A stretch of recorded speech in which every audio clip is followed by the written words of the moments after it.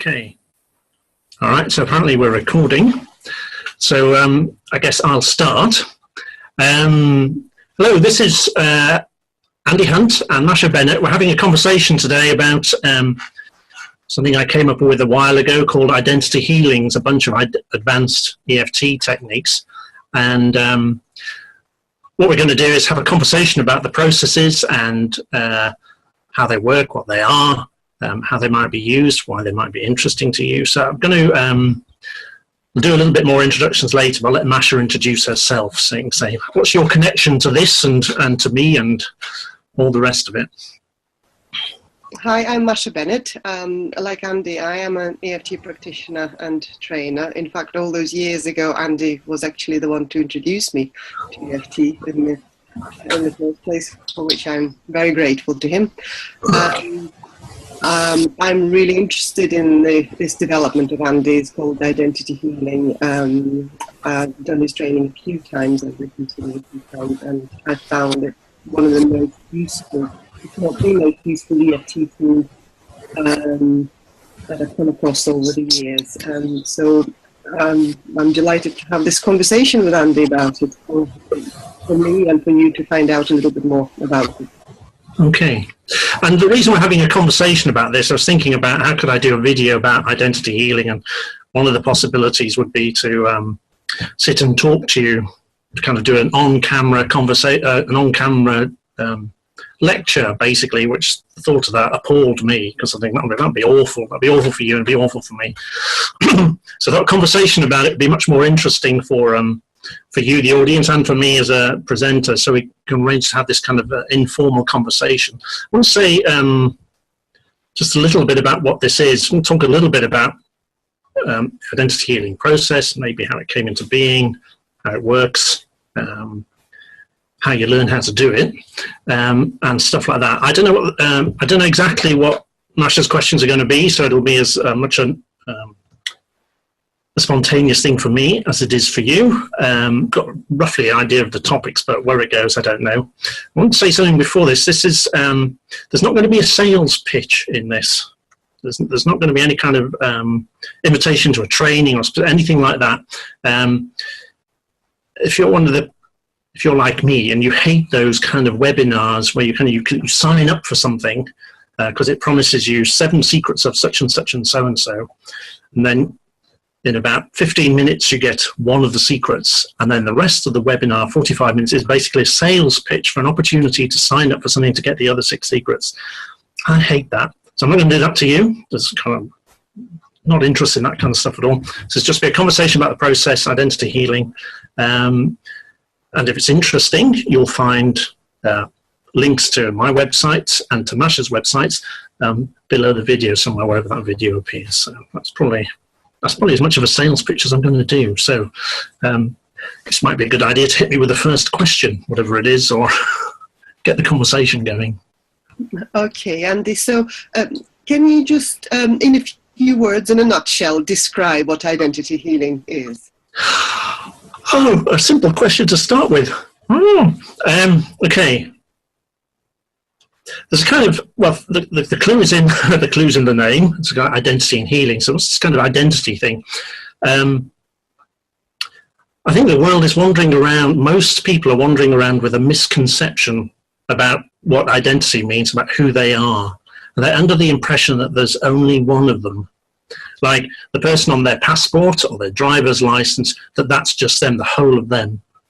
And the idea that kind of leads on to the whole identity healing thing is that there are lots of what are sometimes called sub-personalities, younger selves, parts of ourselves that were formed earlier in our lives, usually in childhood, but not only in childhood, that kind of have their own kind of mini identity and come to the fore in our experience in ways that are problematic for our adult selves. So, for example, if you have a part of you that has the idea, I am alone, let's say, there's a part of you, I am alone, and the kind of clues in the language, really. But that part kind of operates from the feeling of being alone, not being connected to others in the world, and that will influence or maybe even drive and the adult's behavior. So they will behave as if they are alone. In spite of their best efforts not to be. It's kind of like it becomes kind of who they are. Something about I am alone, if you are alone. It's different to I feel alone, which kind of feelings come and go, but identities kind of tend to hang around. So if I'm wandering around with I am alone, or I am not good enough, I am a bad person, nothing ever good happens to me, then these kind of statements about our identity kind of influence us 24/7, 365 days a year. And there's kind of, they're very pervasive in our experience. And identity healing, so those are kind of our identities, our multiple identities. I'm not talking about dissociative identity disorder or multiple personalities, like we're kind of doing some kind of extreme example of that. Just in our everyday experiences. Sometimes we feel good, sometimes we feel not so good, sometimes I feel very calm and able to explain myself, and sometimes I'm a blithering idiot and I can't get the words out or something like that. So it's kind of like this, we kind of wander around through these different states, these different ways of being. And some of them might be very helpful and some of them might be very unhelpful. So that's the identity bit. The healing bit, where I got this word from is the original meaning of healing, or to heal, is to be made whole. That's the original German kind of word, is to be made whole. So if we have these kind of community of distressed, stressed, troubled younger selves, if I can put it that way, we're not whole. We're kind of like a kaleidoscope of different aspects, parts of ourselves. Struggling, not struggling, doing well, doing badly. We're not whole, we're kind of a collection of different pieces, sometimes pieces that are actually in conflict or in disagreement. And so the purpose of identity healing is to identify these younger selves, to be able to soothe them, to resource them, and then bring them back in so that you can kind of make yourself whole, get reconnected, so you become more of a whole person, more of a kind of an integrated adult, rather than a collection of these kind of distressed younger selves. Whew, is that brief enough? I appreciate it. It was a tricky question asking. Yes, I couldn't put that into a tweet. I mean, how would you do that? So anyway. But for me, when you were talking about those identity beliefs, those really painful, distressing beliefs, like I'm not good enough, I'm stupid, I'm whatever. In my experience of working with myself and with other people, these are some of the most difficult things to shift. These beliefs, identity beliefs, tend to be so ingrained that you can just about soften them a little bit with many other therapies. But I found until I came to use identity healing, I really struggled to find an effective way to shift those identity beliefs quickly. Yeah. And in my personal experience, identity healing does have that particular quality. Yeah. It's an excellent tool for shifting those negative beliefs. So, can you maybe say a little bit about why you think it's so effective? For that, how is it different from other approaches? Yeah, I think, as you say, identity beliefs are really challenging things to shift, and I think that's because they're kind of built into our nervous systems almost. There's kind of like, it's not. They're much more than just a. I mean, the word is identity belief. Like, I am a bad person. But it's just so much more than a belief. I mean, with regular beliefs, kind of these kind of limiting beliefs, like my business is failing because the economy isn't bad, is no good, or something like that. Those are beliefs about the external world. They're very simple to shift with EFT. You can tap away stuff like that really fastly, really fast. So that's quite straightforward to take care of that. The trouble with identity beliefs is, and these younger selves, because it's more than just beliefs, is that the belief is not just a belief. It's the belief is a kind of Let me back up slightly. If you listen to people talking, when they say something like, I'm not good enough, okay, which is a statement of identity belief. Usually identity beliefs have the kind of structure, I am not good enough, or there is something wrong with me. There's I and a me, and there's a problem behind me. The I and the me, in that case, it's more than just a belief. It's kind of this, these things are usually formed early on in childhood, either by a single traumatic thing. So like if you're not good enough, you could have had just one experience where your father in a rage bellowed into your face that you're not, you don't shape, you're rubbish, you're no good, you're not, so that be a one-time traumatic experience, and you kind of come to the conclusion, I'm not good enough. Or it could be the kind of drip, drip, drip, drip, drip, drip, the looks that go between people at the dinner table, as your childhood, or the tones of people's voice that you, over time, you come to the conclusion, I'm not good enough. So it's more than just a memory or a kind of a single kind of a sentence. What you get is a kind of a part of yourself that has feelings, it has the beliefs itself, it has its perceptions, it has its way of handling things. So in a way, it's like a small, not exactly a mini-me, but a kind of like a small version of yourself, which has the feelings, the physiology, the perceptions, the thoughts, the beliefs, the behaviors that fit with that. So just working on the belief bit doesn't get to that at all. Now in standard EFT, if you were to say, look, I am not good enough, you could be tapping along, and then the EFT practitioner says, okay, so when did you learn this? How did you come to this conclusion? Which is kind of a request to track back to the memories, which may or may not be available. I mean, if you had your dad bellowing in your face that you were not good enough, you might remember that. That would count as a big T trauma. If you're a little person, that's a big T trauma, so you can remember that. If it's the drip, drip, drip thing, that's much harder to remember, because they kind of, in themselves, no, that's not very much at all. But the result is that you have this kind of younger self that struggles. So rather than work with the belief or the memory, you work with the younger self. So identity healing is not a memory technique. It's not about the memories. Memories may turn up and may be processed in all the usual ways that EFT is, process memories. Again, I do that regular tapping, matrix reimprinting, all that kind of stuff. But identity healing is about that younger self. It's a way of kind of making that younger self present so that it can be soothed, to take out all the kind of the, in quotes, negative emotions, and resourced, given everything that they needed at the time but never had.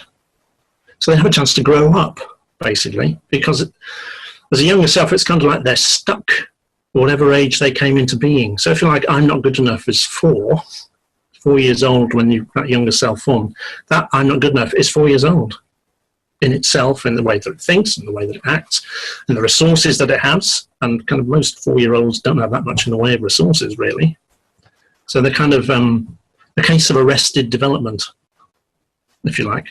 So the identity healing is to kind of get the younger self, soothe them, resource them, and then bring them back in and give them a chance to grow up, to catch up with the adult self. In my case, is a lot of catching up, but it's kind of a chance for them to kind of join the whole instead of being separated off. Does that get to it? I've lost the sound on you, Masha, for some reason. So hang on a sec. Can you hear me now? I can, yes. Yeah. Okay. Yeah. I really like the fact that identity healing is not a memory technique, because even with some of our most gentle approaches like EFT, which does offer quite a lot of good ways of working with memories, still sometimes certain memories can be so challenging, so traumatic, that actually it still causes a great deal of distress, and there is a potential to re-traumatize a client. Yeah. So, the fact that we don't need to go into all the story details of what happened, and as you say, often the memory will not be available because the ingrained beliefs do come from kind of pre-verbal states, and it's also little that there is no conscious memory available. So I think that's a great advantage of identity healing. The fact that you don't have to go into all the stuff that happens. And in some ways this does overlap with what they call inner child work. So maybe can you say a little bit about how it's different from the standard inner child work? Yeah, I've had to put in a proviso here that I'm not particularly informed about what counts as inner child work. My kind of my as an observer understanding of inner child work is that the people recognize that there are these inner children. There's a self of me that is neglected or abused or needs love and all the rest of it, and that the way to work with that is to kind of almost being in a relationship, in a kind of a familial relationship with all these inner parts, giving them what they need and listening to them, reassuring them, and doing all the rest of it, which is certainly useful, but it keeps the inner children as children. So it kind of doesn't address, it's not easy for just standard kind of by talking or whatever kind of trance work kind of things that people do within the show. It's kind of like, you can do the reassuring and all the rest of it. I think it might be quite hard to soothe their traumatic emotion or the kind of difficult emotions, and it leaves them at the age they're at, which some people, well, that's the age they are. They're 4. But if you think about it in kind of in the external world, if you had a child, and the child grew happily, and then to the age of 4, and then stayed 4, and the years go by. And chronologically, they're now 12, but they still are 4. Most parents would start to fret and would be wanting, what's happening here? That's not right. That's they need to grow up. And if they're still 4, the age of 34, that'd be really weird. So the extra piece, or one of the extra pieces of this, is the kind of the encouragement to kind of free them from the prison of being their 4-year-old selves, being stuck at 4, so they can grow and just become reintegrated with the adult self. So all the things that the inner child, the benefits or the good things about that inner child get taken in, but it's like it's not, they don't have to stay stuck that age handling stuff as a 4-year-old. Because a lot of the times these things come out of stressful situations, and the child has to handle the stressful situation.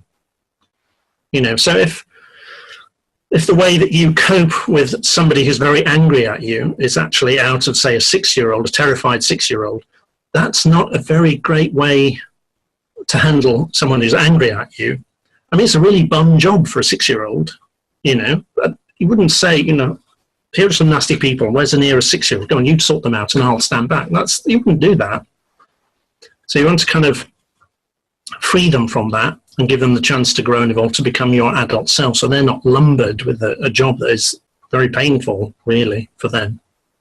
Does that make sense? Have I got that? So those are the differences for me. It's kind of like the soothing piece, the resourcing piece, and that kind of the growing up, growing and evolving to take advantage of everything that you've learned since. Because unless you've been doing something very wrong, you're probably much smarter than your 4-year-old self.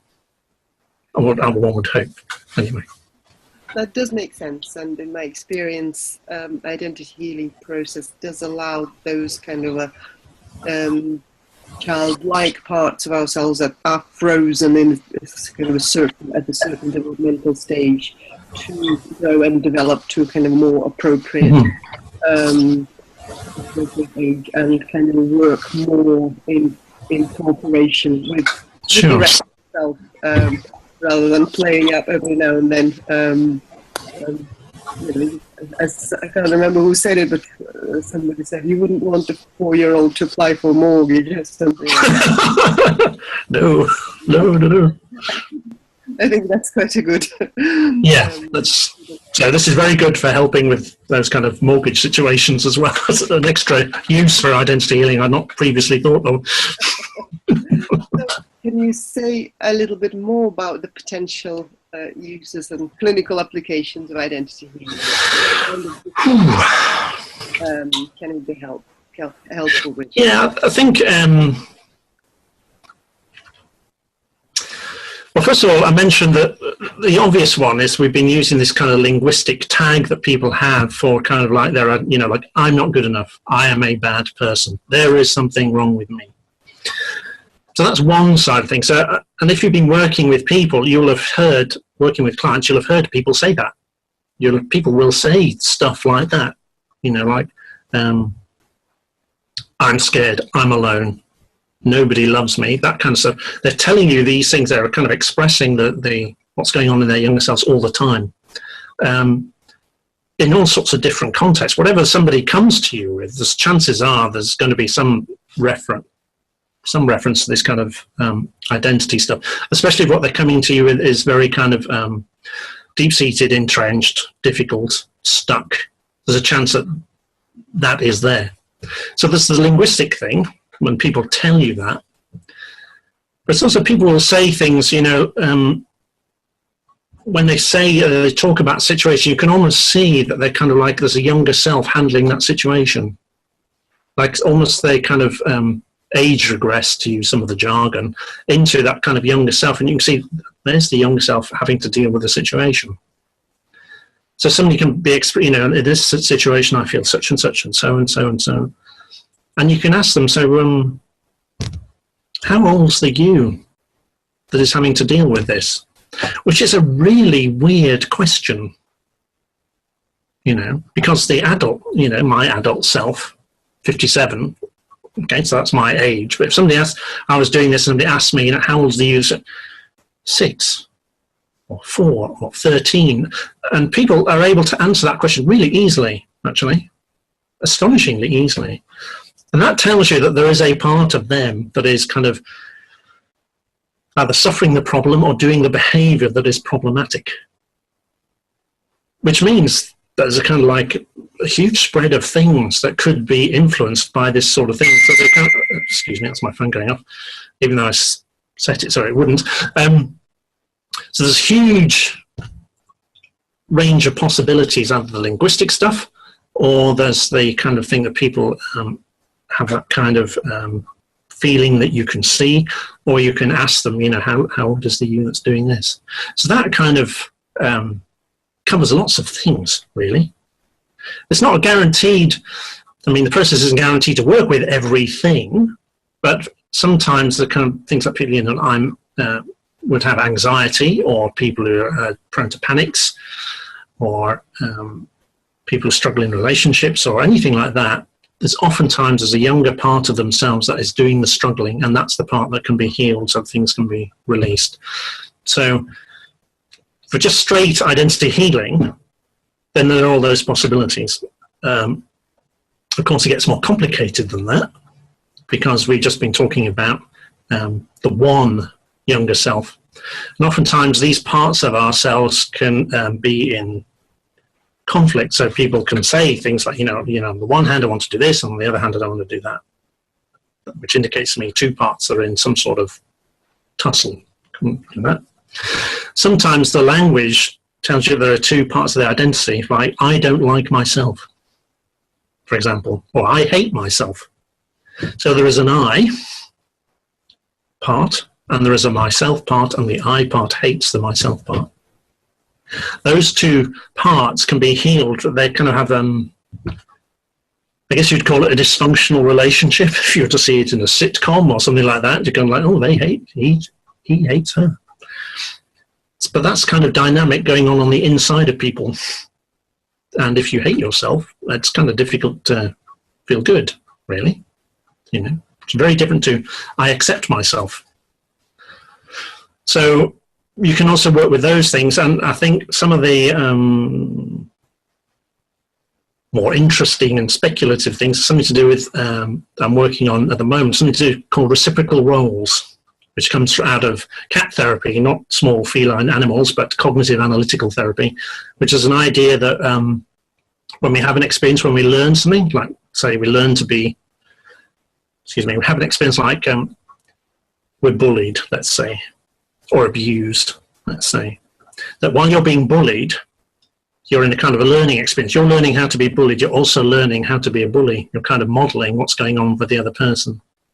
And if you're abused, you're kind of learning the process of being an abuser because you're modeling the abuser, which is why sometimes abused kids can go on to be abusive parents. They kind of flip into the other role. So they go from being the abused to the abuser, from the bullied to the bully, from the criticized to the critical. So kind of oscillating between those two parts. And it looks like it might be possible to do something with those roles as well. So there are, as yet, undreamt of horizons for all this stuff. So those are the kind of things that are kind of interesting me at the moment.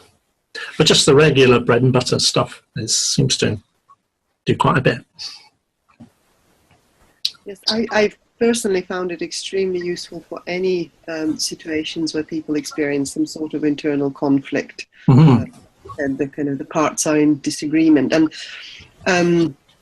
people don't often come and say, "Well, I'm in conflict with myself," or they don't often say, "Well, I've got this problem with this negative belief." They usually have a real life problem. So, for example, things like I work a lot with addictions and sometimes eating disorders, and things like any chronic condition that keeps going on and on and on. Chronic depression, perfectionism, overwork. Something that identity healing helped me with a lot is a bit of what of all those, well, not a bit of it. Yeah. From this time last year, I had 4 jobs. I was really, really, really burning out. I was not doing well at all, and I couldn't stop myself. I was drawn into Losing the sound a wee bit again. Sorry. I was drawn into all these new projects and jobs and trainings, and I, even though I understood that I was doing too much, I really had a difficulty in stopping myself. And the identity healing exercise I did on one of your trainings, I think it was really fundamental in making me shift. So now we have my private practice. I've ditched all my other jobs.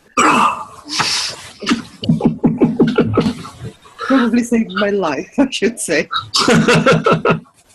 But certainly anything where there is a compulsion. Sure. There will always be an element, there's a part of me that wants this and sure. That wants that. And to me, identity healing will be the method that I will use. I at the moment, I wouldn't even think of beginning with anything else. Yeah. And often that's all that's needed. I use this consistently for a specific client for different parts, and I've had some really, really interesting. Yeah. I think it's kind of both for the kind of the compulsion thing and also for the aversion thing as well. People have kind of like aversions to things, or kind of back away from situations, or kind of people work very hard to stay out of situations that are stressful for them.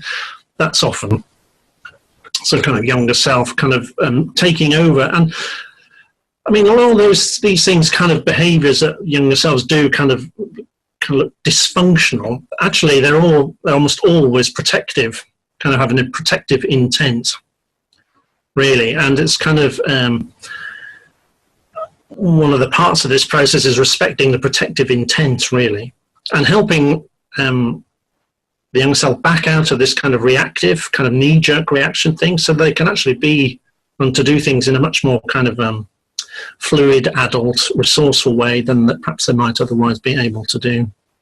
So all these parts of ourselves are doing the best they can. But what the best they're doing might not be that great, but they are doing the best they can for you. So it's, and oftentimes I think during the process as well that people actually start to realise this. It's going to start off with a very kind of hostile kind of thing about stupid parliament, doing all these really rubbish things, and begin to see, well, crikey, yes, I can see why they're doing that, and I can appreciate why they're doing that, and almost be kind of become much more compassionate than they were previously to these parts of themselves. So I think as a kind of side effect, people tend to get a bit more self-compassionate, I think, as this process, which is kind of like a side benefit.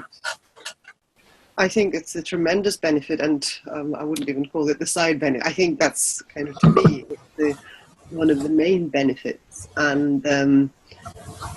And the important thing is that this compassion or self-forgiveness, it's not forced. It's not like you have to forgive yourself. You have no. Fake it till you make it type of stuff.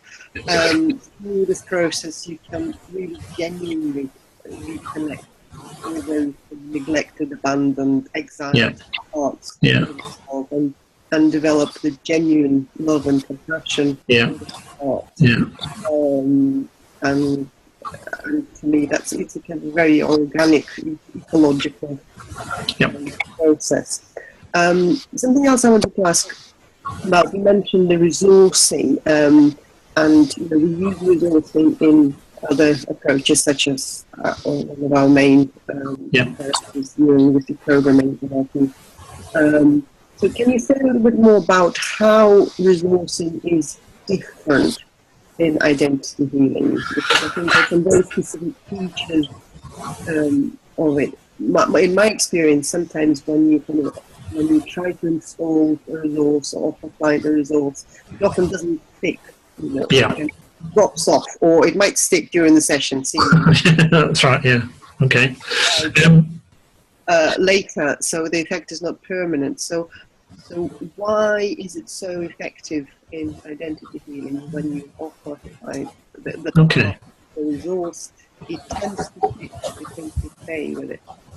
Okay. I think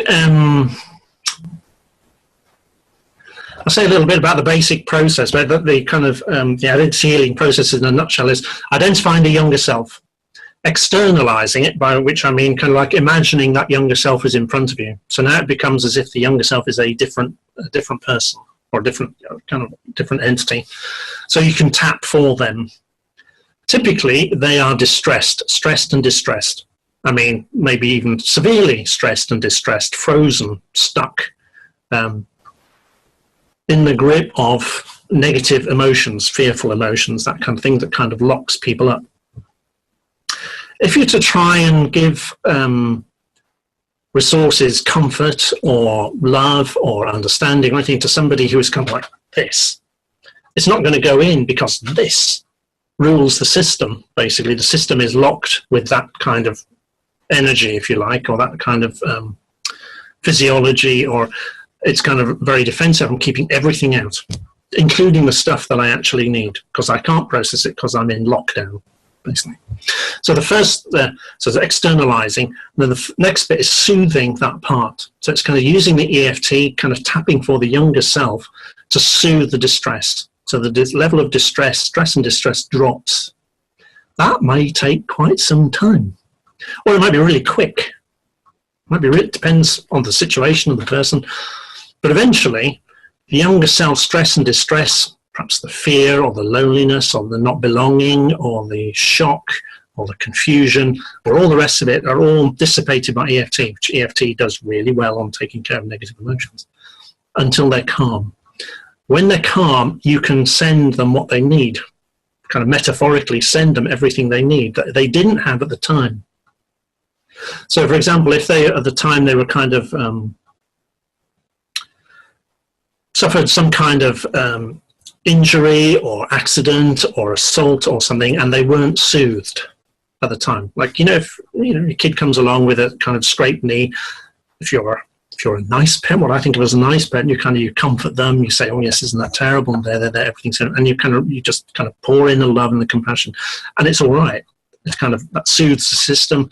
The compassion thing kind of really works on them because they're soothed, and then they can receive it. If the response is, kid comes and scrapes their knee, oh, get over it. Come on, get over it. Don't waste my time. That kind of, there's no soothing in that. There is no compassion in that. It's a kind of like, it's a guillotine thing. So when the negative emotion things, the kind of, my mum said, get over it, all the rest of it, all that is soothed, then it's possible to send in the compassion, the love, self-belief, feeling of safety, all the things they never had at the time, using kind of a metaphorical device that kind of subverts the conscious mind, kind of attempts to get in on the act and mess things up. So they kind of like to do it unconsciously, to send them everything that they needed at the time but never had. So once the part has that, then they're golden. They can kind of, then they can kind of continue to develop as normal, and then it's bringing the resource self, self back into the body. You kind of put them outside, you bring them back in. So the difference is that all this stuff is soothed, so they can kind of actually receive it. Because otherwise you're trying to kind of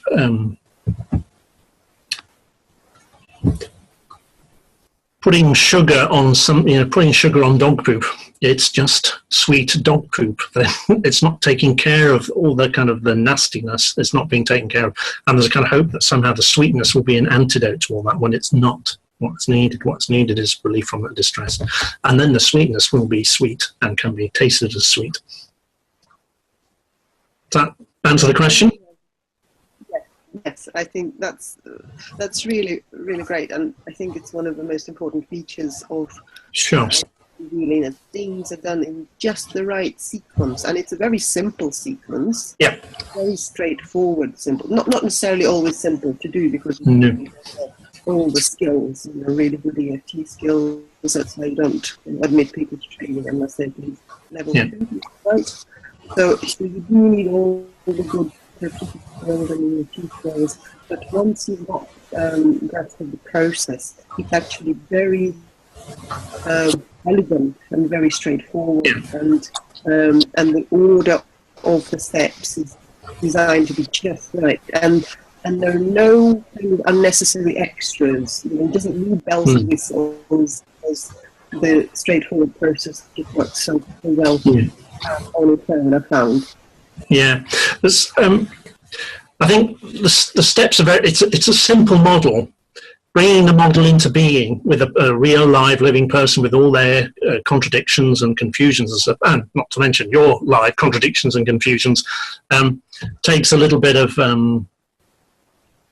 understanding and practice and stuff. But the model itself is very simple. And I did one of my favourite quotes was a guy, I hope I get his name right now, Antoine Saint-Exupéry. There's a guy who wrote The Little Prince, the book. He was also an aircraft designer, and one of his quotes was, a design is perfect when there is nothing else you can take out. And I really like that. It's kind of like, what can I take out of this? So when it's still kind of, I'm going for the platonic essence of the process. So I keep trying to take things out, or to kind of make it as smooth as possible. So the process itself is,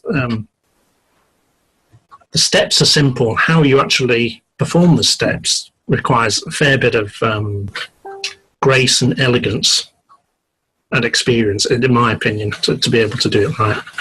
Yeah, I completely agree. It does require... Okay, sorry, it's kind of... Sam?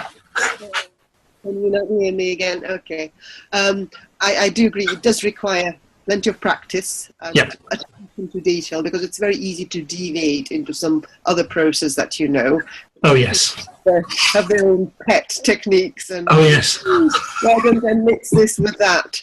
And I think, and even though I'm very guilty of doing that, I forever mix things. Actually, identity healing is one of the very few things I'm very happy to use in its pure format, because it's just so good and useful as it is, and I can't improve it. Well, you never know. Who knows what will happen with it next? But I kind of, and I mean, and I'm an inveterate tinkerer as well, which I mean is how I came up with it, kind of fiddling around with stuff.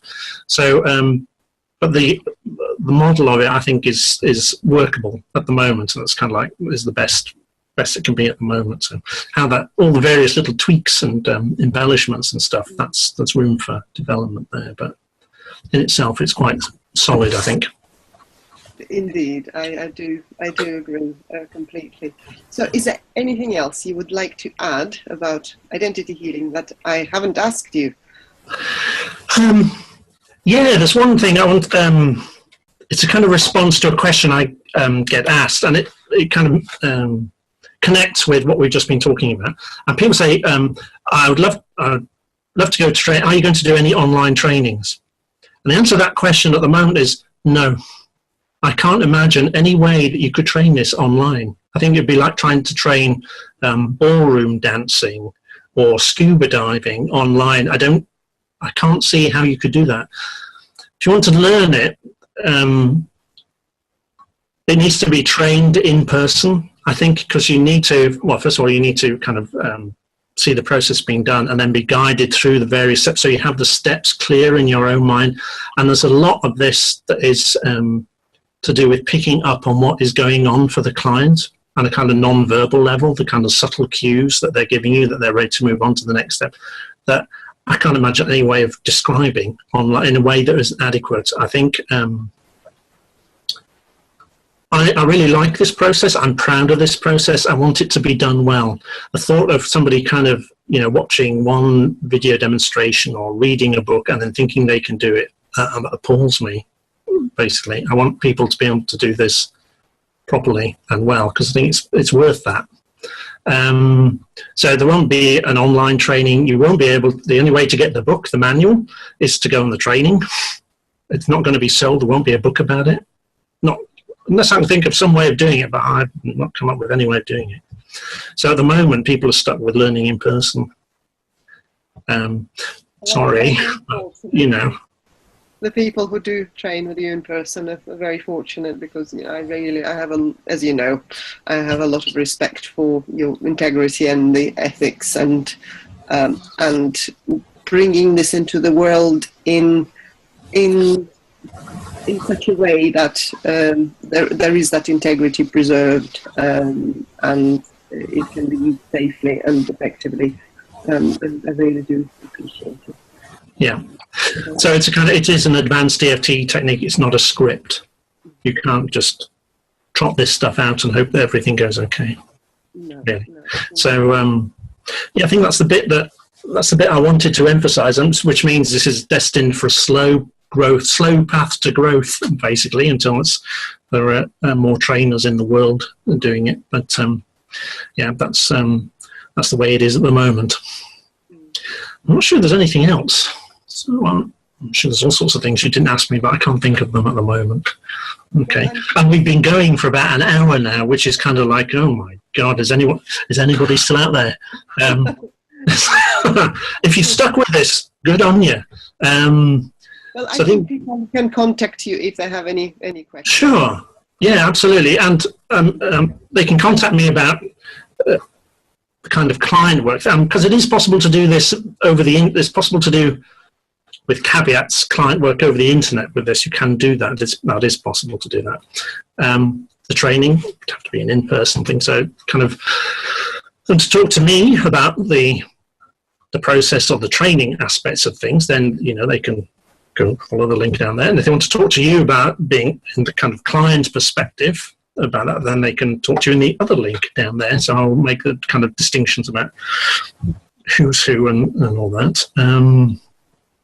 I think I want to thank you for doing this, kind of helping me out, because it's been much more fun than it would have been if I'd just been sat there blithering onto the screen. So that's I really appreciate you taking the time to ask the questions. I've really, really enjoyed it, and it's always a pleasure to talk to you, and because I love your method, and I really want it to be seen more widely and more appreciated and used, because I think it's a real gem. So yes, I hope people can learn something from this conversation that we've had, and hopefully want to find out more. Yeah. Well, I think that's probably it's kind of like a nice note to end on. So if we give a pause here, and then so I'll just stop the recording. So goodbye. And if you listen to that, if you watch the whole thing, thank you so much. It's amazing. So thanks very much. Bye bye.